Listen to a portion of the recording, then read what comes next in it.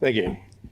So 2 years ago, 3 years ago, there would not have been an MEI meeting where the term cyber war or cybersecurity popped up.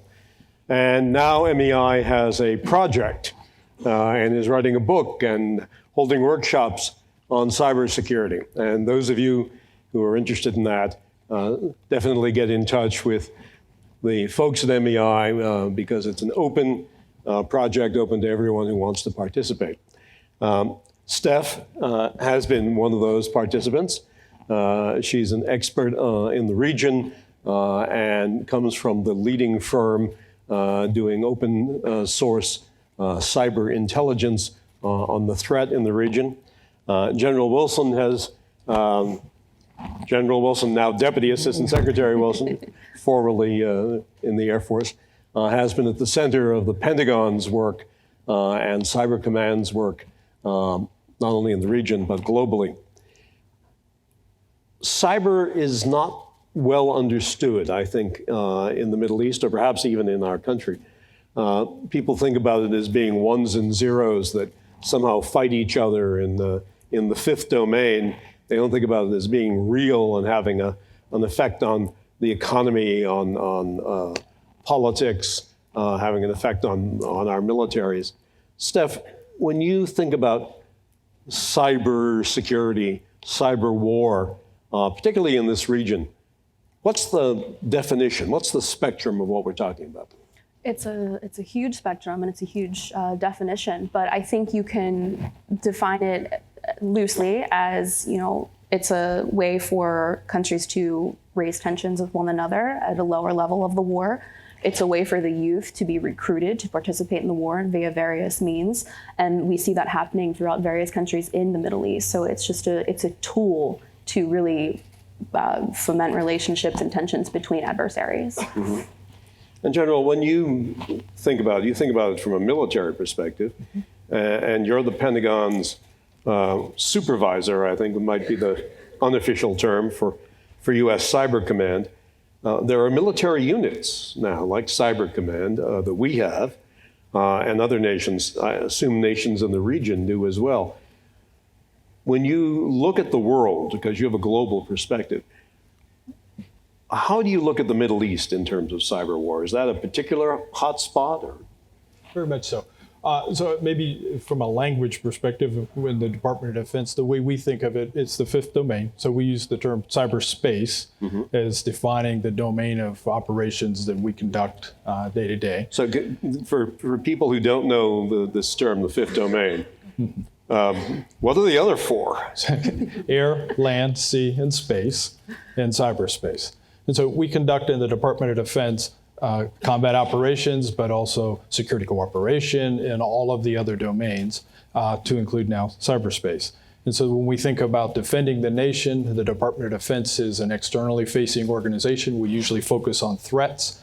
We do that in the air, we do that in the land, we do that on below or on the sea, and we do that in space. We have very clear roles and responsibilities as a department in those other domains. Over the last several years, I think we've been on a journey as a nation determining what the role of the Department of Defense is in cyberspace. Does the Department of Defense have a role in defending the homeland in cyberspace? And so we've made some structural changes, worked alongside our interagency partners as a nation, and have come to some very solid conclusions there. And the reason is because the Department of Defense focuses on external threats, especially existential threats. There are cyber threats that are emanating, and so today the homeland is not a sanctuary, and the Department of Defense has a role alongside the Department of Homeland Security, the FBI, the intelligence community, et cetera, to want to understand threats, see those threats, be able to calculate and understand the severity of the threats. And then especially when we're externally facing, just like we do any other threat, we want to mitigate that threat. In the best case, we want to deter that threat. I'll use my DoD language: deter and disrupt and destroy, degrade, et cetera. But ultimately, we want to be able to mitigate a threat in any spectrum of conflict. That's what the DoD exists to perform. And so that's the context we look at not just the region, but globally. And so we have been doing a tremendous amount of work to understand the dynamics of threat actors in the Middle East. Clearly, we have aggressive actors such as Iran and others that create a lot of instability in the region. And whether it's through recruiting efforts, whether that's an ISIS mechanism or other violent extremist organizations or nation states like Iran that run the gambit across the full spectrum of conflict, if you will, everything from exploitation using cyber-enabled means or disruption of just the productivity or the economic wherewithal of a nation or different organizations. We've seen incidences in the region, Saudi Aramco strikes, those types of activity, or destructive activity. Maybe in another region, a great example would be Ukrainian power grids going down due to Russian strikes. We haven't seen power grids going down yet in the Middle East. But we have seen that on a global But we have basis. seen attacks, and so this is not theoretical, and it's not some future That's right. threat that we're worried about. It's here. Steph, what has actually happened in the region so far? Well, you have every country trying to not only defend and mitigate their own interests, right? They all have the same mission that I think the US does, which is understand cyber, its large-reaching implications.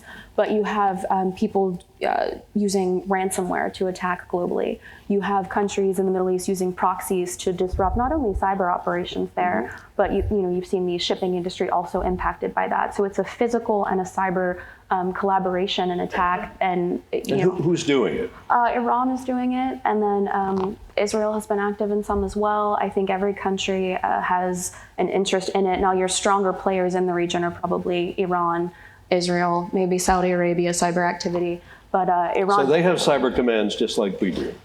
I don't know if they have, I wouldn't say they have the cyber command that we do. We have a structure, it is headquartered along with NSA at Fort Meade, right? They have units, they have offensive and defensive capabilities. For a country like Iran that's a little bit closed down and it's very government controlled, we don't understand exactly their organization, but I don't think they're at a cyber command. I don't think Saudi or any of the Gulf countries have that But they yet. have offensive capabilities. They absolutely do, offensive and defensive, yes.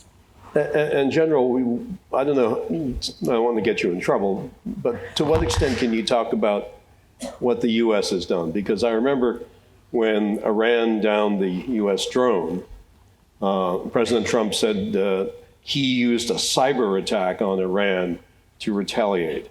So the U.S. has actually been pulling the trigger out there. So I won't get into details of specific operations. You can neither confirm or deny the I'm not tweet. going to confirm or deny specific operations. But I think it's important that given the new roles and responsibilities that we've articulated and have clarified in our strategy as a Department of Defense, we do look at how to mitigate risk. And so we have new authorities that are in place. We have new legal clarity that's been provided by Congress. And we have a new process in place as a U.S. government to make decisions. And I would describe that as the ability to make decisions on whether to use cyber effects operations alongside the other instruments of power, but really of instruments of national power. So it's not about a cyber strike and we're going to go tit for tat.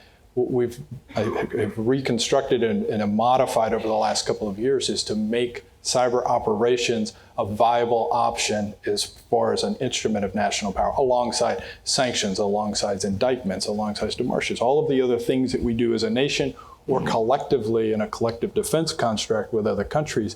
We now have a viable option. And it's built around risk assessments, it's built around transparency and equities, and is that the right solution for the given situation? Steph, former Secretary of Defense Ash Carter is out with a book this year where he talks about using U.S. Cyber Command to attack ISIS. So what have you seen? You followed all of this very closely. What have you seen terrorist groups doing? How do they use cyberspace? Terrorists use it in a variety of ways. So recruiting, as we talked about, right? Additionally, for instance, ISIS and Hezbollah have used closed encrypted channels like Telegram. They feel that it's a safe chat communications. So they will go on and recruit. They will conduct everything from weapons transfers on there, pass personal information. They are actually in the cryptocurrency world as well, ISIS, as well as some of the other proxies in the Middle East. I mean, they make money off. They pass money for weapons or maybe drugs to support their operations. So they're really taking advantage of the pseudo-anonymous technologies, and that is harder for us in the West or our allies to track because we don't have the insight into that. Additionally, I think it's really interesting. Can we talk about the drones? Because drone attacks have been, throughout 2019, have really been ramping up.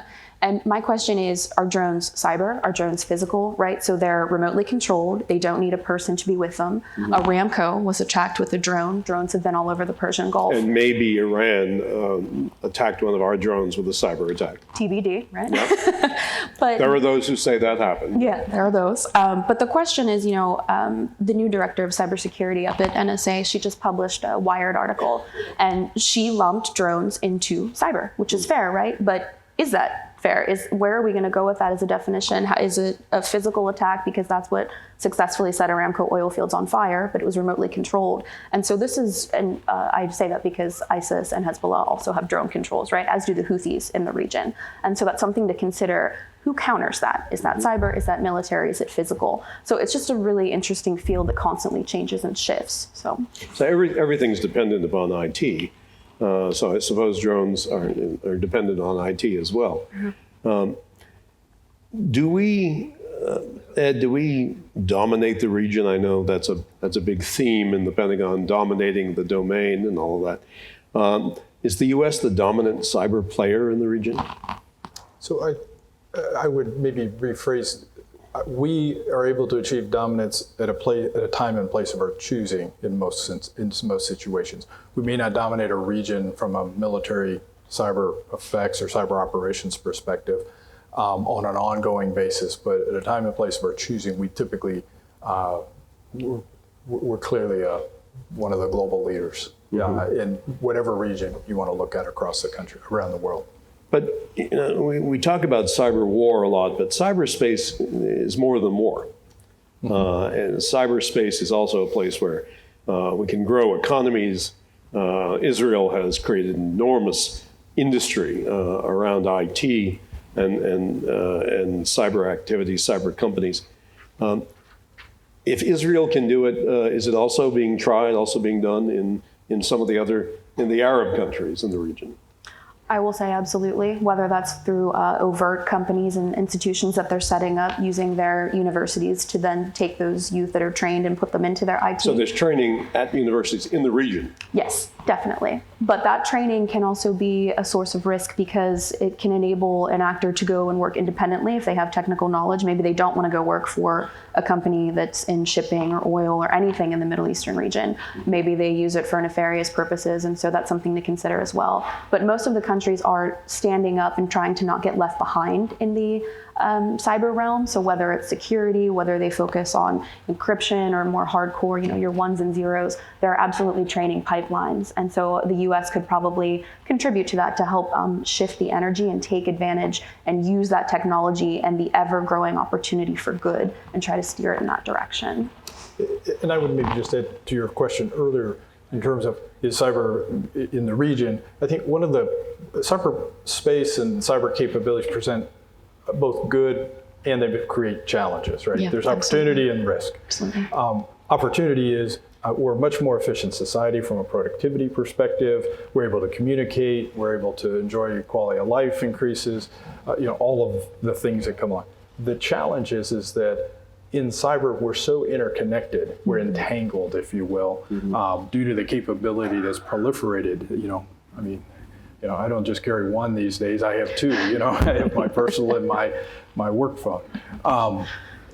We all have, a computer in our hands that drive a lot of things in our lives. Well, that productivity, that enjoyment, et cetera, also presents risk to each of us, but also to organizations, to nations, around the globe. And so cyber threats manifest themselves in a lot of ways, whether that's recruiting, whether that's illicit financing, whether that's the actual combat operations that in the Department of Defense we keep a very close eye on in terms of the threats that are very high end in that manner, and everything in between. And the things we've seen around in this country and really around the world are things like disinformation campaigns, malign influence in society, to include elections, which is I've heard near about to that. our heart. Yeah. It's dominating the news today, right?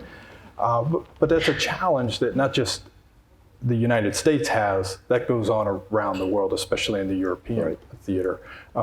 Strikes on, or even surveillance of critical infrastructure, the theft of intellectual property, are all being really stoked, or it's increasing its scale, almost horizontal escalation, if you will, because cyber-enabled activities allow that to happen. And those are the gray zone areas that are below our traditional thresholds of response in each individual. It's not really war. Yeah. It's in some day-to-day competition. We would call that great power competition in our strategy, in our national defense strategy. In our DoD cyber strategy, we take that theme, and that's where the DoD has begun to step in. Those individual actions, those individual incidents create strategic risk. Each one individually, even in the region, may not rise to a response option, but collectively there's strategic risk that's either in the region or on a global scale or to the homeland. Some people call it cyber insurgency. We're encouraging you to ask questions, and one question, Steph, that's come in is, what international efforts are there to reduce this tension, to set up norms, and to reduce the likelihood of a war?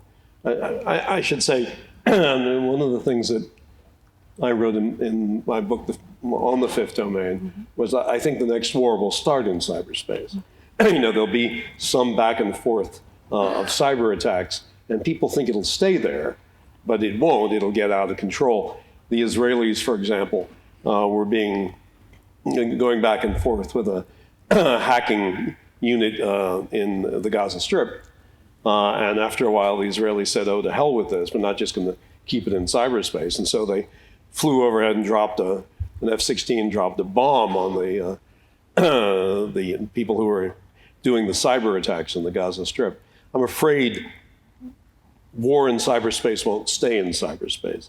And so the question, what international efforts are there, or what international efforts should there be to kind of reduce tensions and create norms? Yeah. Well, norms of behavior. Sure. I think you're correct on that, and I think we're seeing it, right? It is spilling over from cyber. It might start with a Stuxnet attack, and then there's a revenge DDoS attack, and then there's a back and forth of words and accusations, and then Saudi gets involved and Russia gets involved, and the whole Middle East is really just ripe for a bad future. So to combat that, I think building on last night's theme of education is really important, right? Mm-hmm. I think that dialogue between these nations that are experiencing these Is there any of tensions, that going on? Not constructive right now. Let me take that back. So for instance, the European Union is still trying to find a way to work with Iran, for instance, and bring them to the world stage and provide basic things like food and pharmaceuticals, which wouldn't be affected by sanctions. That potential ally and relationship right there, Iran is a culture that's huge on respect. That dialogue that Europe is still doing, I'm not saying it's perfect, but it has reduced some of the simmering in the region. But there's no place that you know of where either in a track two, MEI is big on track twos, very helpful because they're usually the predecessor for governments to talk. Yeah. There's no track two dialogue on cyber peace. I don't think there is, and you know what? Why don't you make that a 2020 initiative so we can do that? That's a great idea. But I think needed. from a government perspective, the UN has two current efforts. The UN. The UN currently has. So if you reflect back, 2017, out of a group of government experts, codified 11 norms of behavior in cyberspace during peacetime.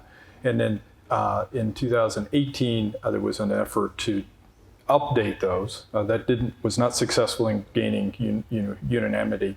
There is another effort underway. It'll move through 2020 to look and update the norms of behavior that has not gone to the UN General Assembly. So that's a GGE adopted set of norms of behavior. The US, in the Department of Defense, were huge proponents of that because that gives us clarity in terms of what's acceptable behavior and unacceptable behavior in peacetime. There's also an open-ended working group that has been kicked off, was proposed by Russia, so that's also in tandem in the UN and is currently ongoing. So it's But assembly, anything in the region that you know of? not in the region specifically. So if I may as well, the boundaries and the norms are pushed too, right? So even when the UN or any government enforces that or brings an idea, when Hamas or Hezbollah or any state actor in the Middle East violates or pushes those norms or does an attack in the cyber realm, sanctions don't cure that, and a UN scolding doesn't cure that. And so we do need to It's hard to have sanctions on a terrorist group. yeah, it doesn't matter, right? And we sit with China, with Russia, with Iran, it doesn't matter to them. So we need to be extremely clear and use language and establish what we are not going to stand for and enforce when a norm is violated or it crosses from a peacetime behavior. Exactly. But to do that, one country can't do that. Even, Sure. even the United States can't do that. No, you're right. Effectively. It's got to You're be a group of like-minded nations. It does. That say, we really believe in these norms of behavior in You're right, cyberspace. and they need to be enforced. And if you violate these norms, we'll do something. So, Ed, we have a pretty good idea. I think we're getting a good idea about what cyber war is, how to define cyber war. How do you define cyber peace? So I think you would look to a stable environment, and I don't know that you just look at it in the domain itself. I think because it's entangled with all the other domains, I think you look for international relations, whether that's in a region or whether that's a handful of countries or two countries there's a stable environment in cyber capability. Cyber threats are not disrupting that stability. And so I think you use the same measures that you would in a physical domain. I think the challenge is that Steph highlighted is the anonymous nature of cyber at times. We don't know who's doing it. Encourages aberrant behavior, malicious behavior. And so, one of the focus areas has been very, very precise, attribution.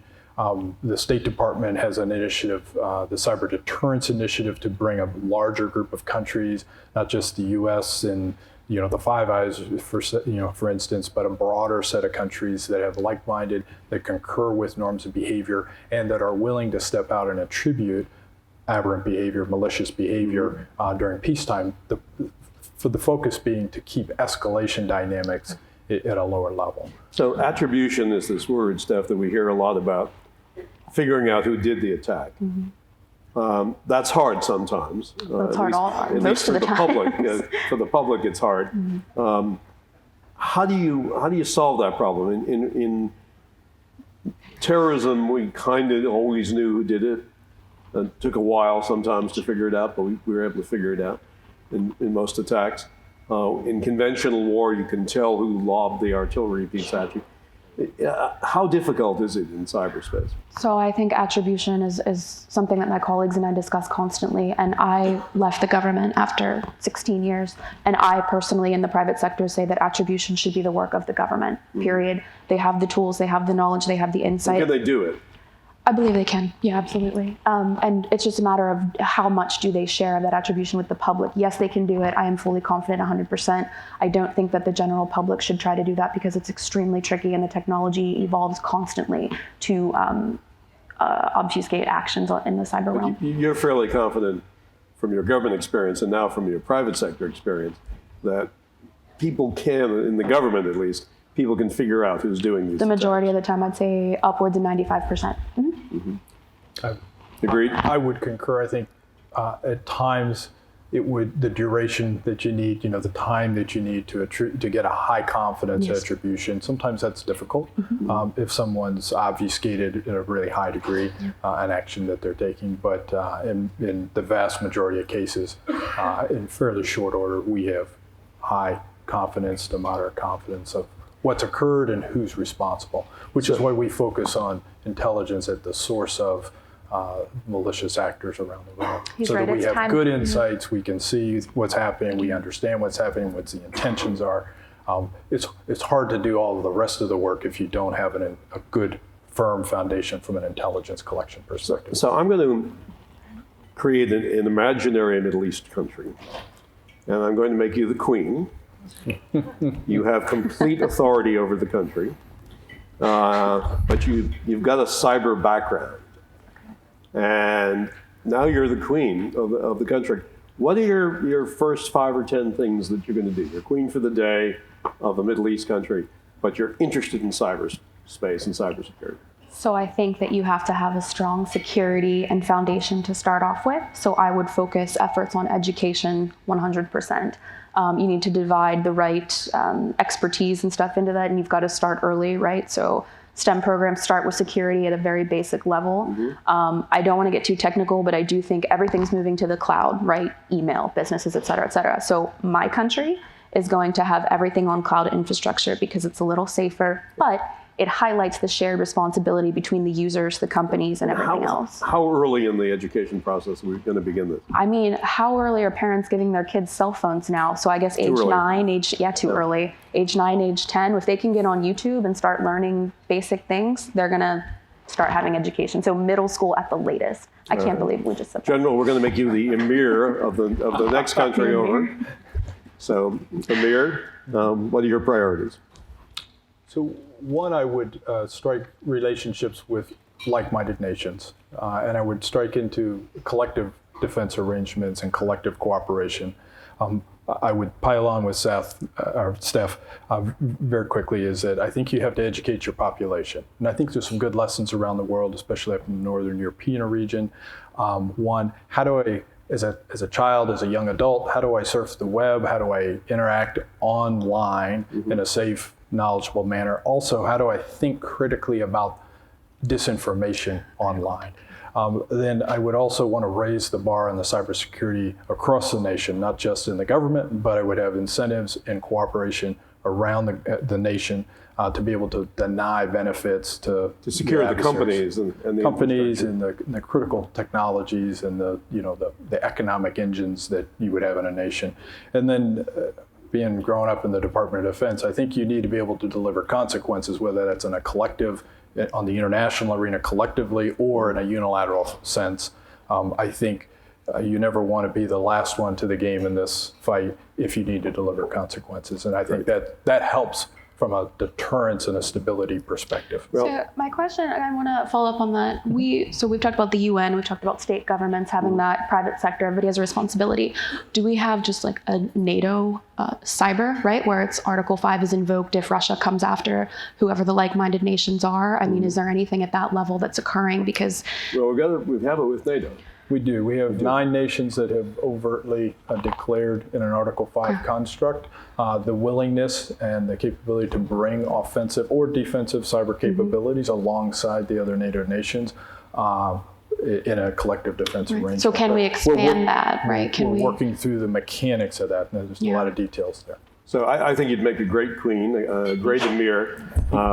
I know that we're all that's standing between this lovely audience and lunch, I know when to wrap up. For those of you who find this topic interesting and want to continue the dialogue on cyber war and cyber peace in the Middle East, you're welcome to be part of the MEI project on cybersecurity and its effect on the economy, its effect on politics, its effect on security.